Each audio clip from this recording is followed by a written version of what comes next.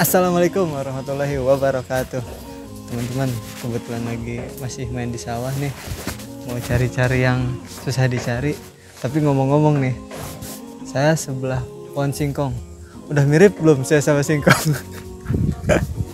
Bercanda teman-teman. Hari ini kita akan membahas tentang sahabat yang membawa ke surga. Kayak gimana sih kategori sahabat yang membawa ke surga? Yuk kita cek dan simak apa kata Ustadz. Check it out. Assalamualaikum warahmatullahi wabarakatuh. Alhamdulillahirabbil alamin.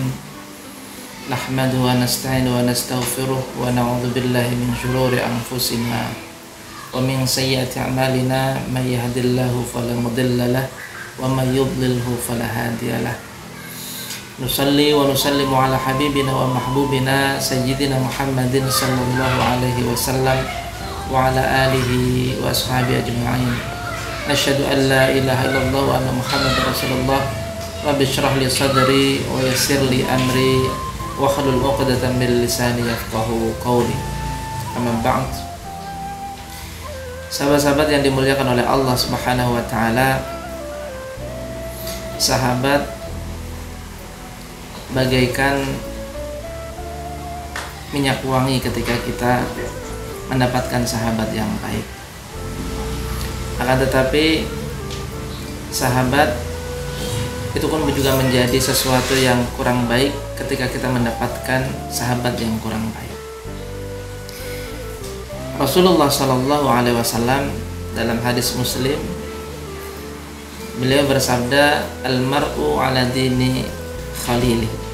Bahwasanya seorang itu sangat tergantung sekali dengan perilaku sahabatnya. Falyanzur ahadukum man yukhalil. Maka perhatikanlah seseorang itu siapa yang menemaninya.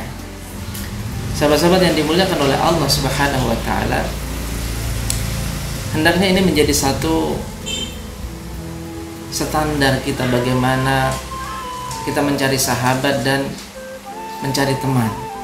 Karena ternyata lingkungan itu sangat mempengaruhi bagaimana perilaku kita.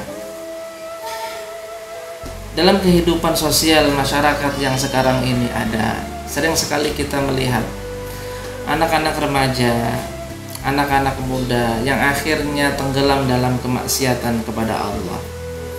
Jauh dari masjid, terjerembab dalam narkoba, ataupun terseret dalam kehidupan hura-hura. Dan itu awalnya karena sahabat. Awalnya dari berteman dengan teman yang sudah lebih dahulu terjerumus dalam jurang kehidupan yang buruk tersebut. Sahabat-sahabat yang dimuliakan oleh Allah, maka dari itu hendaknya kita harus selektif dalam melihat dengan siapa kita berteman. Jangan sampai interaksi kita dengan saudara-saudara kita, interaksi kita dengan orang-orang yang nampaknya kurang taat kepada Allah Subhanahu wa taala itu menyeret kita untuk akhirnya kita menjadi orang-orang yang sejenis dengan mereka. Namun sebaliknya, kita juga harus bersemangat untuk mendapatkan sahabat-sahabat yang sahabat itu nantinya akan membawa kita kepada sesuatu yang lebih baik. Maka dari itu para ulama dulu memberikan pesan kepada kita, kalau seandainya kita saat ini oleh Allah Subhanahu wa taala diberikan seorang sahabat, yang sahabat itu selalu mengingatkan kita untuk semakin taat kepada Allah Subhanahu wa taala. Semakin taat kepada Allah, semakin menjauhi kemaksiatan kepada Allah Subhanahu wa taala. Maka itu adalah satu kenikmatan yang luar biasa bagi seseorang. Sahabat-sahabat yang dimuliakan oleh Allah Subhanahu wa taala, maka dari itu hendaknya kita benar-benar memperhatikan dengan siapa kita sedang bersahabat. Satu kisah, marilah kita lihat bagaimana Rasulullah Sallallahu Alaihi Wasallam ketika itu menjelang wafatnya. Beliau dalam kondisi sakit, menjelang wafatnya Rasulullah Sallallahu Alaihi Wasallam meminta kepada Bilal bin Rabah untuk mengumpulkan sahabat-sahabatnya. Ketika Bilal memanggil sahabat-sahabatnya, akhirnya para sahabat semuanya berkumpul di masjid. Di sana ada Abu Bakar, ada Umar, ada sahabat-sahabat yang lainnya. Semuanya berkumpul di sana.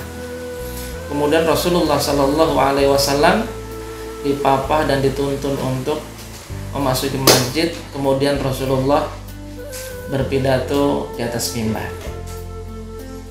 Setelah beliau menyampaikan tahmid dan salawat, kemudian beliau menyampaikan kepada para sahabat semuanya untuk menenangkan diri beliau. Beliau berkata dan bertanya kepada para sahabat yang ada ketika itu, saksikanlah apakah aku sudah menyampaikan semua risalah yang menjadi tanggung jawabku. Kemudian semua para sahabat menjawab, sudah ya Rasulullah, engkau telah menyampaikan amanah itu. Semua risalah yang diamanahkan oleh Allah Subhanahu wa taala telah engkau tunaikan kepada kami dan kami sudah menerima risalah itu. Lalu Rasulullah meneruskan, apakah di antara kalian ada hutang yang belum aku selesaikan? Kemudian seorang sahabat mengatakan, ya Rasulullah, bagaimana mungkin engkau punya hutang kepada kami? Justru sebaliknya, kamilah yang punya hutang kepadamu. Akhirnya setelah sahabat-sahabat yang lainnya menyampaikan bahwa tidak ada hak mereka yang belum tertunaikan oleh Rasulullah Shallallahu Alaihi Wasallam, tiba-tiba berdirilah seorang sahabat yang kemudian mereka mengatakan, ya Rasulullah, izinkan aku untuk menyampaikan sesuatu. Jika itu merupakan hutang, maka tunaikanlah. Tetapi kalau itu bukan hutang, maka engkau tidak perlu melakukan apapun. Kemudian sahabat ini bercerita, ya Rasulullah, ketika dalam satu peperangan, ketika itu aku ada di sampingmu, berjalan di pinggir untamu, dan ketika itu engkau memegang cemeti untuk memukul unta itu. Akan tetapi ternyata pukulan itu tidak mengenai unta itu, tetapi malah justru mengenai aku. Kalau seandainya ini adalah sebuah hutang, maka aku ingin engkau menyelesaikan hutang itu saat ini. Tetapi kalau seandainya itu bukan hutang, maka engkau tidak perlu melakukan apa-apa ya Rasulullah. Mendengar itu kemudian Rasulullah Shallallahu Alaihi Wasallam menjawab, itu adalah hutang yang harus aku tunaikan. Kemudian Rasulullah Shallallahu Alaihi Wasallam memerintahkan sahabat-sahabat yang lain untuk mengambil cambuk yang dulu pernah Rasulullah gunakan untuk memukul unta itu, akan tetapi terkena dengan sahabat tersebut. Kemudian Rasulullah menyerahkan cemeti itu ataupun cambuk itu kepada sahabat ini, kemudian memerintahkan untuk mencambuk Rasulullah Shallallahu Alaihi Wasallam. Sahabat ini bernama Ukashah. Beliau lalu berdiri, kemudian mendekati kepada Rasulullah Shallallahu Alaihi Wasallam sampai akhirnya ketika beliau sudah sangat dekat dengan Rasulullah, berdirilah Abu Bakar. Celaka engkau wahai Ukashah, bagaimana mungkin engkau akan mencambuk Rasulullah Shallallahu Alaihi Wasallam? Kemudian Abu Bakar meneruskan, aku siap untuk menggantikan itu, silahkan cambuk aku sebagai ganti cambukan yang seharusnya engkau berikan kepada Rasulullah. Akan tetapi Rasulullah Shallallahu Alaihi Wasallam selanjutnya memerintahkan Abu Bakar untuk duduk. Kemudian Ukashah maju kembali dan selanjutnya Ukashah mendekati Rasulullah Shallallahu Alaihi Wasallam. Tetapi ketika Ukashah sudah semakin dekat kepada Rasulullah, akhirnya berdirilah cucunya Rasulullah, Hasan dan Husain. Kemudian kemudian keduanya menghadang Ukashah dan mengatakan bahwa, wahai paman, kalau seandainya kakek kami telah melakukan itu dulu, maka kami berhak untuk mendapatkan itu sebagai gantinya. Lalu Ukashah tetap maju dan kemudian Rasulullah Shallallahu Alaihi Wasallam memerintahkan cucunya untuk duduk kembali. Sahabat-sahabat yang dimuliakan oleh Allah Subhanahu wa taala, kemudian Rasulullah memerintahkan Ukasha untuk mencambuk Rasulullah. Rasulullah berkata, "Ini adalah hakku antara aku dengan Ukasha, maka lakukanlah apa yang sudah menjadi hakmu." Kemudian Ukasha mendekati Rasulullah Sallallahu Alaihi Wasallam sampai akhirnya sudah sangat dekat sekali. Kemudian Ukasha berkata, "Ya Rasulullah, bagaimana mungkin aku akan mencambuk engkau sedangkan engkau ada di atas dan aku di bawah?" Ketika itu Rasulullah ada di tingkat tangga mimbar yang paling tinggi. Kemudian Rasulullah turun. Terus kemudian sudah ada di depan Ukasha.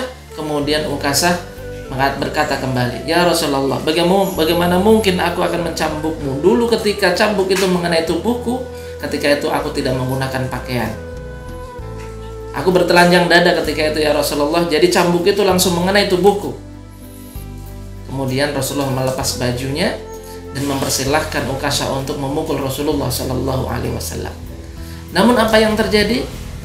Begitu Rasulullah sudah melepas baju bagian atasnya, Ukasha semakin dekat dan ternyata tangan sahabat Ukasha tersebut menjatuhkan cambuk itu, kemudian merangkul Rasulullah, kemudian menangisi Rasulullah Sallallahu Alaihi Wasallam. Kemudian beliau mengatakan, "Ya Rasulullah, aku tidak yakin dengan diriku ini. Apakah nanti aku bisa bersama denganmu ya Rasulullah? Namun aku sangat mencintaimu ya Rasulullah. Aku takut nantinya akan berpisah denganmu ya Rasulullah. Mungkin saat ini, dengan ini aku setidaknya bisa bersamamu ya Rasulullah." Akhirnya Rasulullah, "Ya Ukasha, dengan ini ya para sahabat semuanya, saksikanlah bahwasanya nanti aku dengan Ukasha akan bersama dengan Ukasha di surganya Allah Subhanahu wa taala." Sahabat yang diberkahi oleh Allah Subhanahu wa taala, itu satu kisah sederhana bagaimana Rasulullah Sallallahu Alaihi Wasallam dan sahabat-sahabatnya. Sampai-sampai akhirnya Ukasha itu menjadi sahabatnya Rasulullah, sahabat di dunia dan juga sahabat di akhirat kelak. Sahabat di dunia dan juga sahabat di surga nanti. Karena apa? Ukasha bersama dengan Rasulullah, mengikuti apa yang diajarkan oleh Rasulullah, selalu semakin taat kepada Allah Subhanahu wa taala, dekat kepada Allah Subhanahu wa taala karena bersama dengan Rasulullah. Mereka semuanya adalah orang-orang yang bersahabat di dunia dan nantinya pun akan bersahabat di surganya Allah Subhanahu wa taala. Semoga saja bermanfaat. Alafu minkum. Wassalamualaikum warahmatullahi wabarakatuh. Nah, jadi gitu sahabat Pillah. Sahabat yang sesungguhnya ialah ketika saat bersama kita, ia menguatkan kita, dan apabila sedang tidak bersama kita, ia mendoakan kita. Wassalamualaikum warahmatullahi wabarakatuh.